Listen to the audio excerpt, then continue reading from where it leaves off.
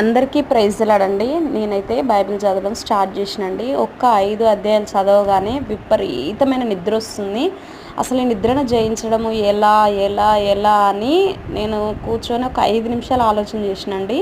అసలు నిజంగా లోకంలో మనము ఏ పని చేయడానికైనా ఎంతో కష్టపడతాం. డబ్బులొచ్చే విషయంలో ఎంత అంటే అంత కష్టపడతాము. రాత్రులు మెలుకుతూ ఉంటాము. అప్పుడు అసలు నిద్రే రాదు. నిద్రొచ్చినా ఓర్చుకుంటాము.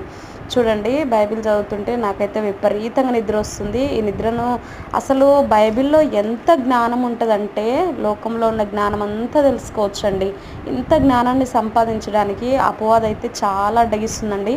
బైబిల్ చదవడం అయితే అంత ఈజీ అయితే కాదు. ఒక్కొక్కసారి నేను ప్రార్థన పూర్వకంగా చదివినప్పుడు 20 అధ్యాయాలు, 30 అధ్యాయాలు, 40 అధ్యాయాలు చదివిన రోజులు కూడా ఉన్నాయి.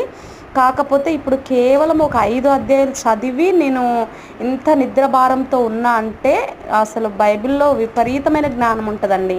అసలు మనము గ్రహింపలేము. ఆ జ్ఞానాన్ని తెలుసుకోవడము, అదంతా తెలుసుకోవడం అపవాదికి ఇష్టం ఉండదు కదండి. చాలా ఆటంకపరుస్తూ ఉంటాడు. అపవాదిని జయించగల వారమై ఉండాలి.